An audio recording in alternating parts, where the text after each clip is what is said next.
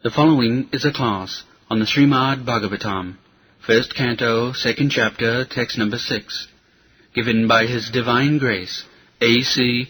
Bhaktivedanta Swami Prabhupada, recorded on October 4th, 1975, on the island of Mauritius. Savai pungsang paro dharma jatho bhakti radhokhaji ahituki apratihata jaya atma suprasid. This is a verse from Śrīmad-Bhāgavatam, first canto, chapter 2, text number 6. There was a big meeting of great sages, saintly person, about 2,500 years ago at Naimisharanya. Naimisharanya, still, those who have gone to India, they know, near Lucknow, there is a place, it is called now railway station Nimsha. There is Naimisharanya. So, there in the meeting, the questions were put by the sages that to summarize the whole range of revealed scriptures. Because in India, the Vedic literatures are many folded. First of all, there are the 4 Vedas, Sam, Yaju, Rik, Atharva. Then they are explained or supplemented by the Puranas, 18 Puranas. Then they are further explained by 108 Upanishads. Then they are summarized in Vedanta Sutra, Brahma Sutra. And then again, the Brahma Sutra is explained by Śrīmad-Bhāgavatam. Bhāṣyam Brahma Sutrana. The Śrīmad-Bhāgavatam is the direct commentary by the author himself. Therefore you'll find at the end of each chapter of Śrīmad-Bhāgavatam, Śrīmad-Bhāgavati Mahapurane Brahma Sutra Bhāsya. Bhāsya means commentary. Commentary means to explain. Just like in the Brahma Sutra, the first aphorism is Athāta Brahma Jigyāsa. This human form of life is meant for inquiring about the absolute truth. Brahma means absolute truth, the supreme truth. So, it is said that the human life should not be spoiled or spent like animals. Nayang deha deho bhajang niloke Kastan kaman arhati bhujang ji. What is the distinction between the human form of life and the life of the hogs and dogs? What is the difference? The difference is that the hogs and dogs, is it not possible to stop them?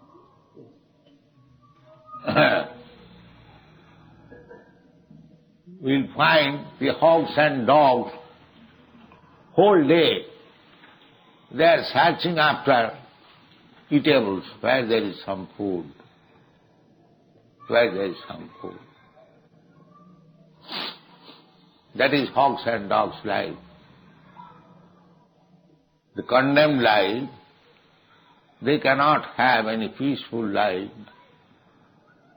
They cannot do any intelligent work. They cannot produce food from the earth. They have no intelligence. The same earth is there. The dogs and hogs are there. The human being is also there. But human being has developed a civilization, comfortable life. The hogs and dogs, they cannot do that. Although they have got the same opportunity, but they cannot do it. So, human life is meant for living very comfortably, brain clear, to understand what is absolute truth, what is our life,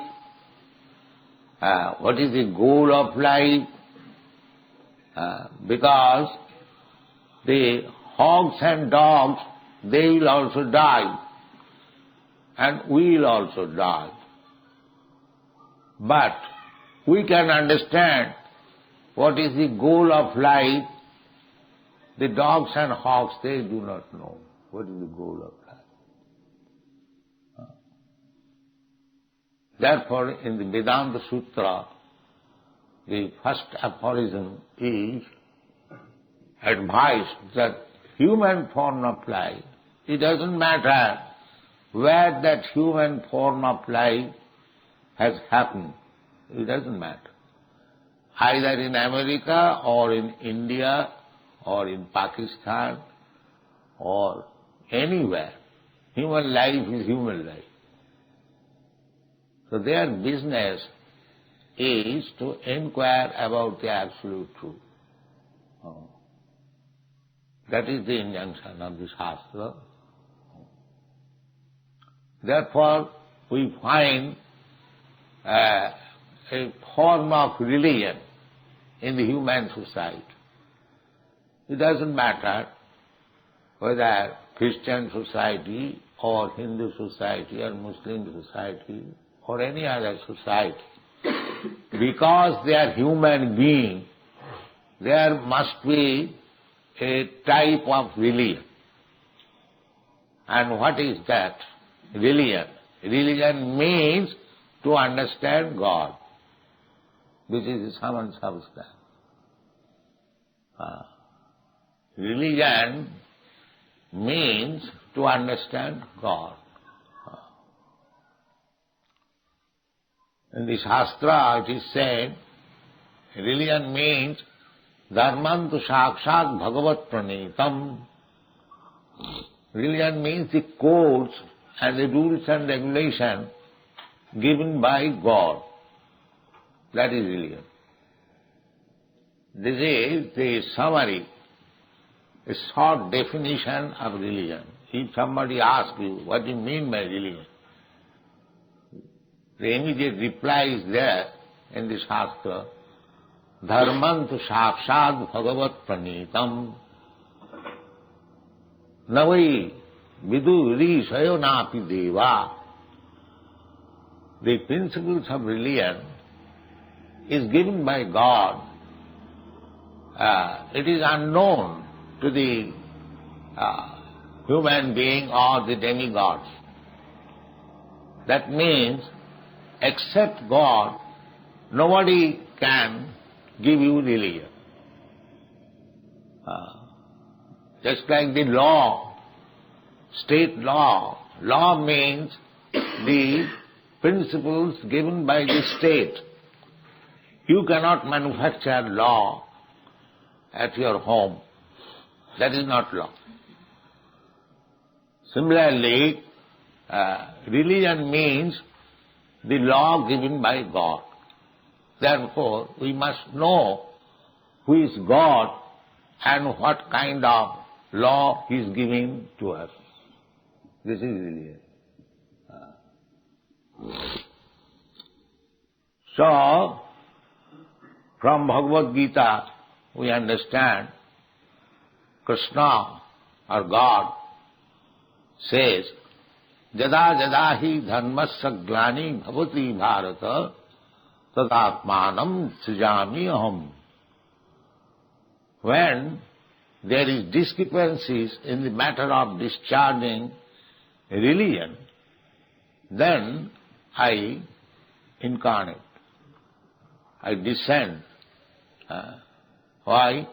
Paritranaya sadhunam vinashaya ch dushkritam dharma samasthapanarthaya sambhavami juge juge.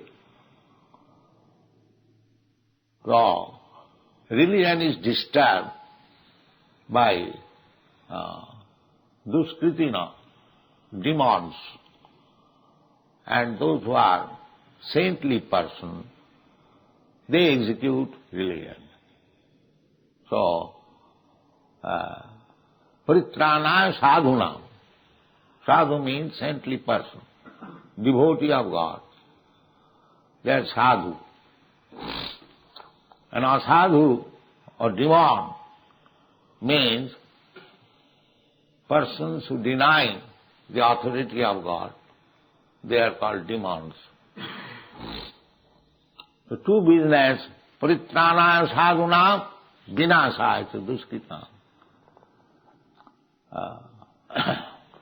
To curtail the activities of the demons and to give protection to the saintly person, I descend dharma samastha and to establish dharma, the principles of religion. These are the three business for which Krishna or God or God's representative or you say God's son, they come. This is going on. So, what is religion then? The religion is the obedience to God. Just like law means obedience to the state. And one who obeys the laws of the state is good citizen. Similarly, the laws given by God, one who obeys the law, he is religion. He is religious or saintly person. So, it doesn't matter what religion you are following. It doesn't matter. If you are actually obedient to the laws of God, then you are religious. It doesn't matter. So that is explained here. Savai punsang paro dharma jato bhakti radhokhaje. Adhokhaje, beyond the sense perception. We have got different stages of knowledge. Direct perception, pratyakha, parakha, aparakha, adhokhaja, aprakita. These are 5 stages of knowledge. Direct perception, knowledge received from others, then realization, then anubhuti, understanding what is the position of God and his situation, that is called aprakita. Aprakita means not within this material world, but above that. Shankaracharya, he has described Narayana para abhaktyat. Abhaktyat, this material world is manifested, and above this there is the total stock of material energy, that is called abhakta, and beyond that there is spiritual world. Narayana para abhaktyat. So we have to understand God, where he is situated. He is situated everyone, everywhere, but still we cannot see. In Kunti's prayer, she said that, Krishna, you are without and within also, but still you cannot be recognized. Nato natto dharo jatha. Just like one person's father or relative is playing on the stage, still he cannot recognize him, who is playing. So similarly, Krishna or God's position is adhokhaja. Adhokhaja, akhaja. Akhaja means direct perception. Akha means eyes. Sometimes we say, can you show me God? This is called akhaja. But he cannot be seen by these eyes. Therefore his name is adhokhaja. Adhakrita akhaja jnanam. He cannot see God by direct perception. You have to create your eyes, you have to create your senses so that you can see God, you can touch God, you can talk with God, you can feel God's presence. Therefore his name is Adhokhaja. When sometimes God is described as impersonal, that does not mean that he has no personality. He has his personality, but he is not a person like us. He is not a person like us. That is called impersonal. Impersonal does not mean that he has no personality, but the experience of our personality, God is not like that. In the Vedas they are very nicely explained.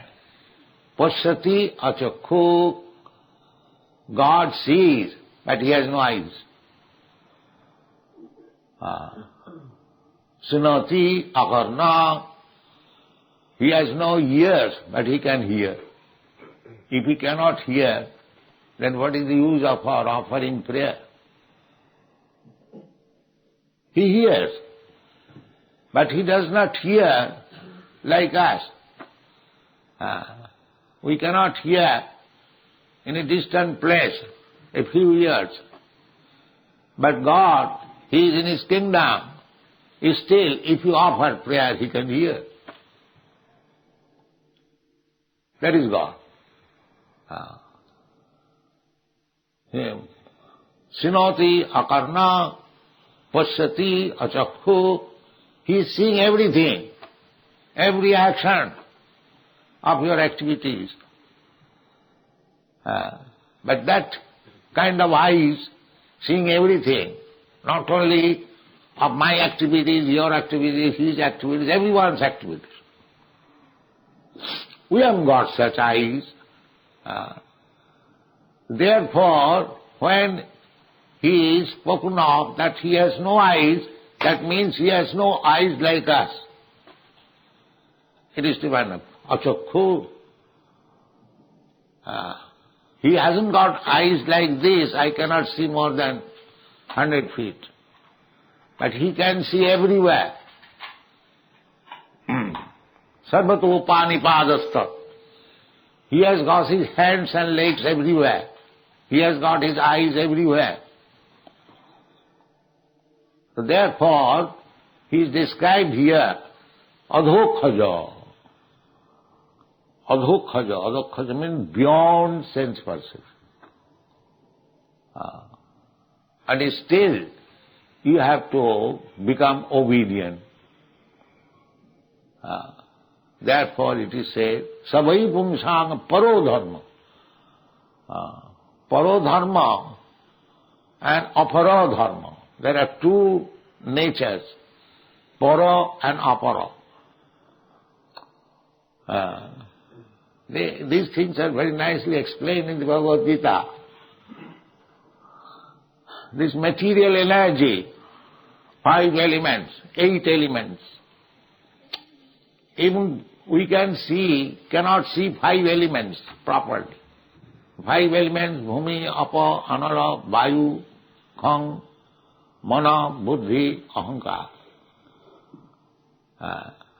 We can see earth, we can see water, bhumi, apa. We can see fire, anala. But we cannot see the air, but we can feel the air is blowing. That is also sense perception. We can see, we can perceive, we cannot see what is the sky, but we know here is sky, vacancy. Then we cannot see even mind. We cannot, I know that you have got mind, you know I have got my mind, but you cannot see where is my mind. I cannot see where is your mind. Bhumi rapo analo vayu khangamano buddhirevacha. Bhinna prakriti me astadha. These are different energies of God. And the whole material world is composed of these 5 gross elements and 3 subtle elements. This is called material world. And Krishna says further, aparayam, these material energies, they are inferior energy, apara. Beyond that, there is a superior energy. Aparayam itastu viddhi me prakritim para. My dear John, these gross and subtle material elements, they are inferior energy. Beyond that, there is another superior energy. What is that superior energy? Jiva bhuta mahabhaho jayedam dharjate jagat. That is that living being. We are all living beings. So we are superior energy. We are exploiting the material resources. Therefore you are superior. We are molding the material energy to our satisfaction. So we belong to the superior energy. So at the present moment we are engaged in the activities of material energy. That's like we are economists, nationalists, scientists, and so on, so on. That means all our engagements are within this material energy. Even psychologists, mental speculators, philosophers, all material energy. But that is not our superior engagement.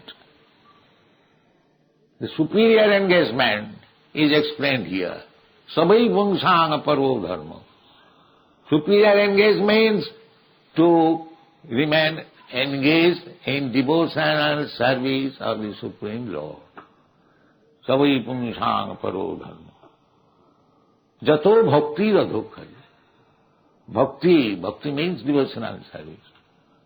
When we understand the adhokhaja, the Supreme, the Absolute Truth, then we understand our position. Our position is eternal servant of God. This is our position. But at the present moment, because we are not in the superior energy, in the activities of the superior energy, we are struggling hard with this material energy.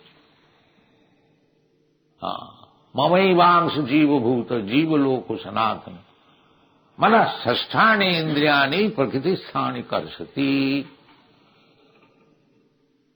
The Lord says that these living entities, they are part and parcel of me. Mamaiva angsha. Angsha means part and parcel. Just like this finger is the part and parcel of my body. So, the finger's business is to carry out or to see the comforts of the body.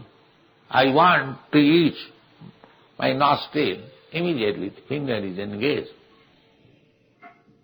And if the fingers cannot help me, then it is disease.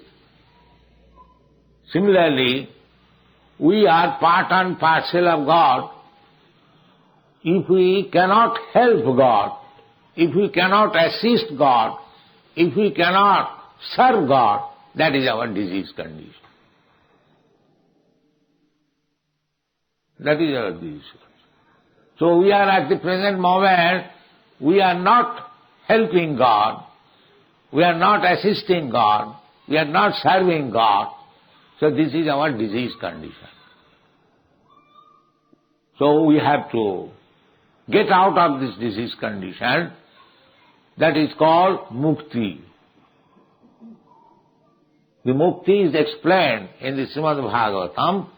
Mukti hitya annatha rupam sarupena avasthiti. Mukti means when we give up our false engagements and we are engaged properly in our original constitutional position, that is called mukti. So this bhakti means mukti. Because bhakti means to be engaged in devotional service of the Supreme. Therefore that is mukti. And bhakti begins after mukti. That is also explained in the Bhagavad Gita. Brahma bhuta prasannatma na sochati na kankati samas sarveshu bhuteshu mad bhakti labhati param. Brahma bhuta, we are all Brahma. The Mayavadi philosophers, they are very busy to realize his Brahma position. So we are Brahmas. That is because we are part and parcel of God. God is part of Brahma. So we are part and parcel of God. We are not part of Brahma, the Supreme Brahma, but we are Brahma. Aham Brahmasmi, this realization. I am not this body. That is called Brahma Bhuta. So Brahma Bhuta, when you realize this is called knowledge. Brahma Gyan. That I am not this body, but I am spirit soul, part and parcel of God. My duty is to assist God, to serve God. That is called Brahma Bhuta. Otherwise, being Jiva Bhuta, we are engaged in this material world, struggling with the material energy. That is called Jiva Bhuta. But Brahma Bhuta means to realize that why I am unnecessarily struggling with this material world. I do not belong to this material world. I am spirit soul. My business is spiritual. That is Brahma Bhuta. And as soon as one understands this position, then Prasannatma, he becomes immediately happy, joyful. Just like if you are doing something for which you have no necessity, and when you come to realize that I am unnecessarily wasting my time in this way, naturally you become joyful. So why I am wasting my time in this way? That is Brahma Bhuta stage. Brahma Bhuta, Prasannatma. Prasannatma means joyful state. No more anxiety. We are full of anxiety on account of our material conception of life. Unnecessarily. So many leaders came and gone. So long they are living, they are always concerned. In our country, just like Mahatma Gandhi, he came, big leader, or in other countries, Churchill came, or Hitler came. So long they are living, they are always anxiety, full of anxiety, fighting with one another. Now they are not existing. What is the loss there? But unnecessarily they are busy. So without me, my country will be finished and this will be that. Unnecessary. So therefore we require to be Brahma Bhuta, then Prasannatma. Then because our only business is to see that I am happy. I have no anxiety. That we are searching after, every one of us. So that anxietylessness is possible when we come to this stage. Savai pungsang paro dharma jato bhakti jagab kade ahoituki apratihata jaya atma suprasidati. If you want actually peace, then you must be engaged in the service of the Lord. And before being engaged in the service of the Lord, you should be qualified Brahma Bhuta, Prasannatma. Brahma Bhuta, as soon as you become Brahma Bhuta, you are jolly. What is the symptom of jolliness?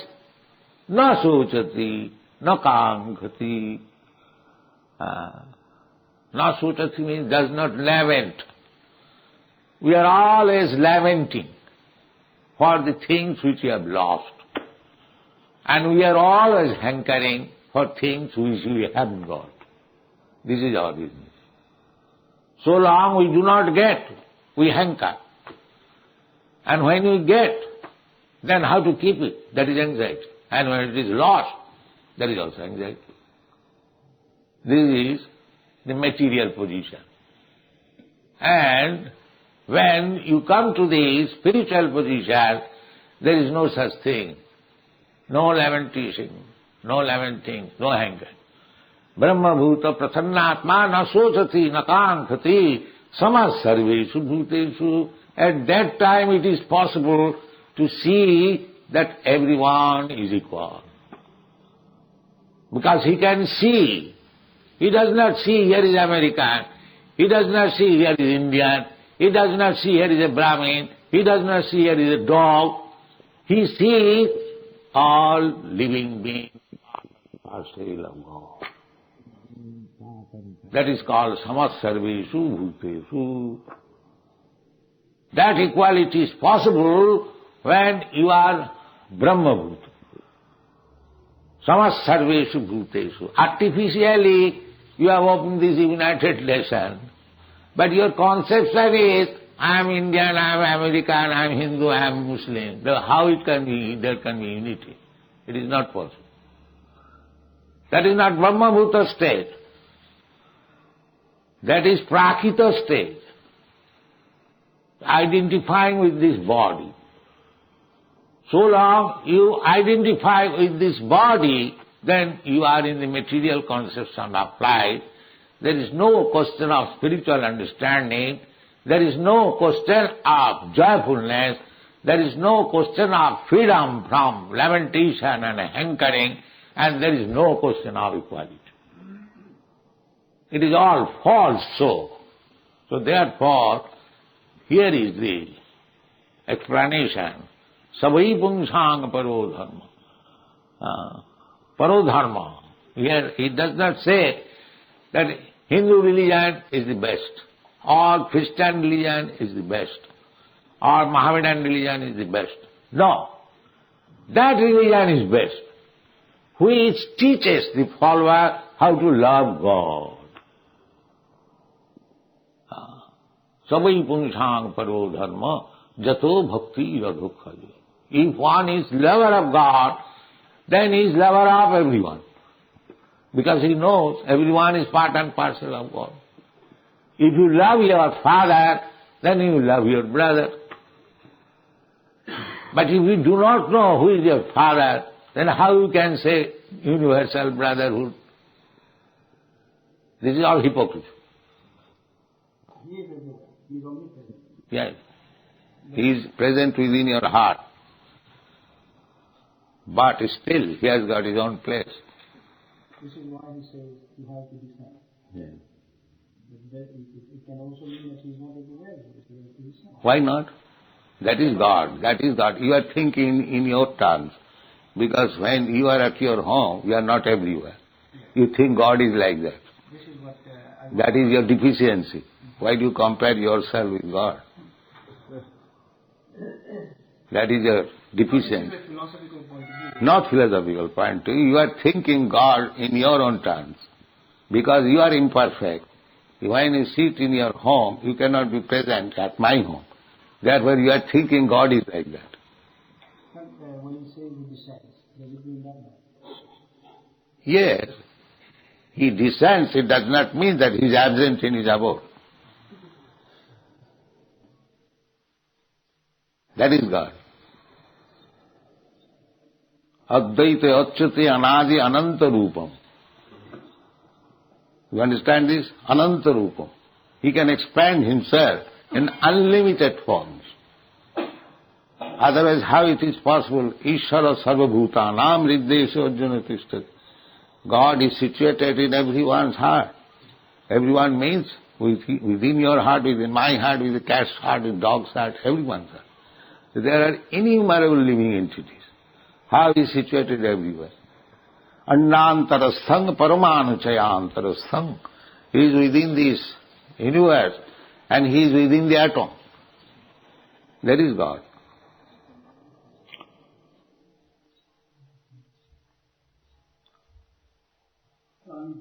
Yeah.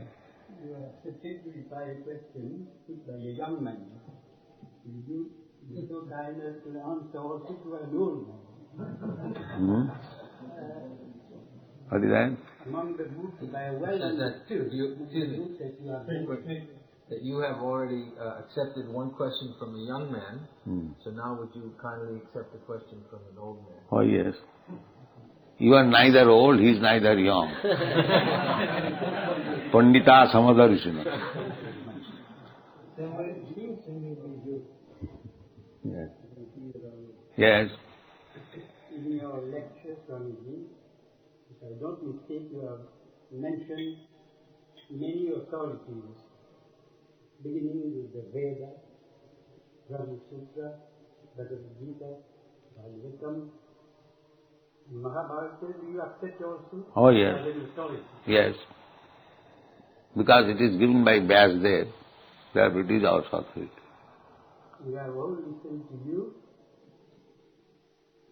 very attentively. Ramayana, Valmiki Ramayana, that is our authority. We have listened to you very attentively, and I have no doubt that the audience have learned much which, if put to practice, will help us in some way to realize what we are and to realize God. Now, if God Himself comes to teach to someone in this world, and he has learned from God directly, and he is satisfied that he has learned, that he has understood, can he, a few minutes afterwards, forget that he has received instruction from God, and can he depart in a very ridiculous way from God, from what God has taught him in person? Ridiculous way? If I have read... What is that? Ridiculous? Right. No. First of all, correct yourself. What is the ridiculous way? If after receiving good education, you act contrary to that education. What is that? Yeah, it is ridiculous. If you receive a good education, and then you act contrary to that education. If one has received good education, he cannot act contrary. But this is what, if I have understood... So, a person who has got real education, he cannot be ridiculous. That's why you are saying that. Explain my position. No. Don't say anything which is contradictory. No. Education does not mean ridiculous. No, education is not... That means he is not educated. I have not said that education is ridiculous. I say the one who has got good education from a teacher. So he cannot act ridiculously. If he acts ridiculously, then he has not good education. So if I have well understood... You have not well understood. You say a person who has got education, still he acts ridiculously. That means he has no knowledge what is education. I cannot explain myself well, but if you wish to be... If you cannot explain yourself, how can I continue to hear you? But 1 minute more patient, I will explain how. No. If you speak ridiculously, how can I hear you? I am not... I speak... You say that one man has got education and he acts ridiculously. This is your statement is ridiculous. If a man who has had good education... No, he has no good education. You cannot say that. Well, if he acts ridiculously, that he has no good education. Well, let me put it another way. In the Bhagavad Gita, is there a passage, is there a chapter where Arjuna says, I have heard all your teachings, now I have understood the truth, or not? So you have to hear and you have to understand, then you can speak, otherwise you will speak ridiculously. No, Arjuna has said that he has heard God Himself speak to him and that he has understood the truth. Yeah. And that we are all, as you have said, a little bit of a finger in a body and the finger must serve the body. So you have to approach such person who has heard God, just like Arjuna. The next day he goes on the battlefield and he hears that his son has been killed. He loses all his self-control and he says, I am going to throw myself in the fire. I have lost my son. Is that the action of a man who has heard God Himself speak to him? This is what I want to ask. Yeah. You mean to say Arjuna? What is your statement? You mean to say Arjuna? Yes. So Arjuna, he, of course, sentiment, just like theoretically we understand, na hannate hannamane sarire. Still, when my son dies, I become affected. That is temporary. That is temporary.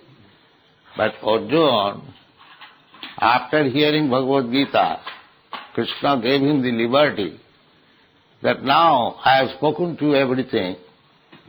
Now whatever you like you can do. What did he answer? He answered, Karishe vacanam tava. Yes, I shall carry out your order. This is the conclusion.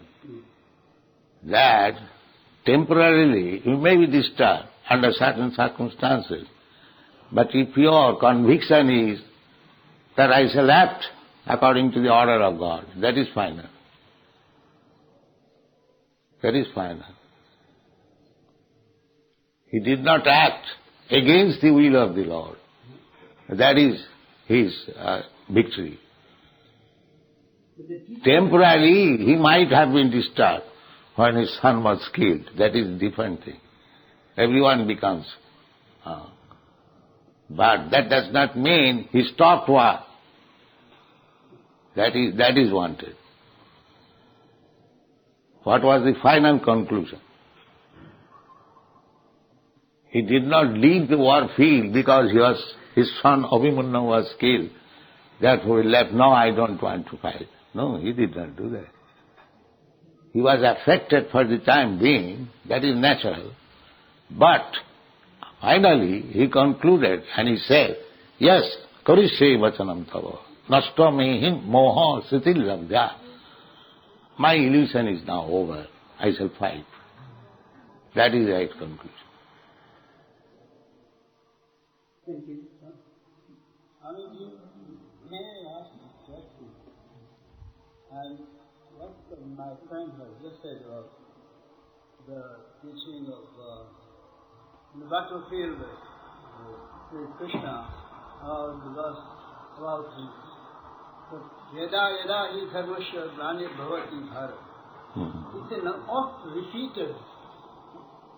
oft-repeated phrase or shloka which has gone deep into the subconscious mind of especially the Hindus.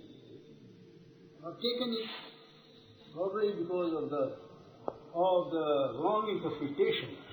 That why should we go and tie ourselves or make effort?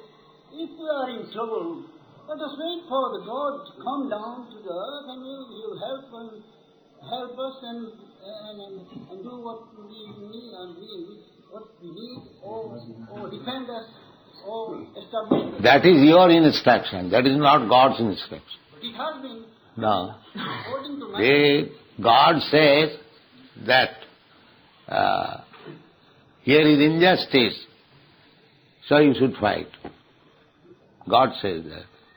God never says that I am God, Krishna, I am your friend, you sit down idly and I shall do everything. He never said that. He said that you must fight. That is our duty. Not that God has given us hands and legs and we sit down idly and let God do it. This is not devotion.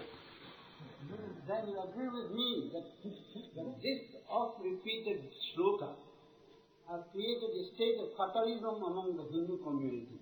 What is that? Fatalism. This verse created fatalism, and then fatalism, a sense of hopelessness. Hopelessness? Pessimism, fatalism. It has been interpreted that this verse means that God will come, and therefore we don't have to do God is always present. You carry out the order of God. God is always present. You carry out the order of the God. The verse is clear. Yes. So that is being done every moment. Every moment we are forgetting our dharma.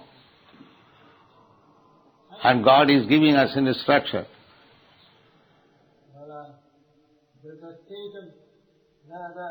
The state of fatalism which is prevalent in India and everywhere in the moment. It is not spoken to India, it is spoken to everyone. But these are the things. India, why do you bring India?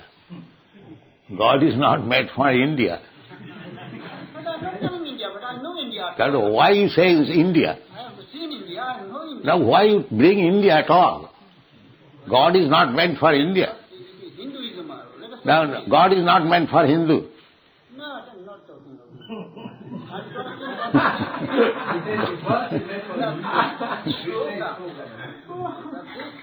I'm talking probably it's a bad... That God says, Dada Dadahi Dharmasya Glaniva. He doesn't say, Dada Dadahi Hindu Dharmasya Glaniva. Why do you speak nonsense?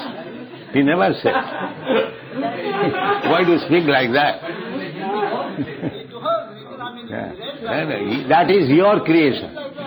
That is your creation, mental speculation. He never says, Dada Dadahi Hindu Dharmasya Glaniva. He never says. Why do you speak all this? Yada yada hi dharmasya glanirabhava. Yes. When there is unrighteousness, Yes. I come in this world, Yes. to reinstate righteousness. Yes, that As is we it. have not come now, there is no unrighteousness in this world. He has come, but he has no eyes to see. He requires the eyes to see.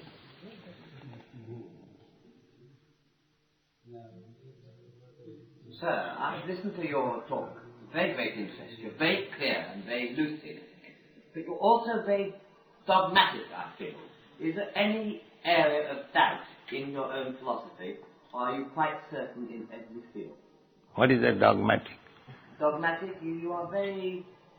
When you have a question put to you, you are very clear what the answer shall be. Very clear indeed.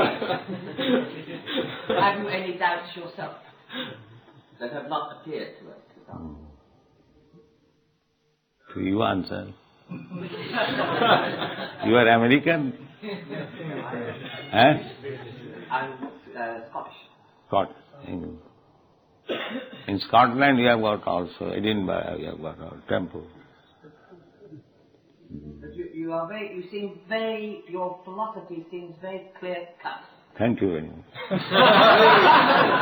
Are you well satisfied with that there is no area of doubt? And therefore, it is appealing more to the Western countries. Yes. Mostly, it is very acceptable in the Western countries. Thank you.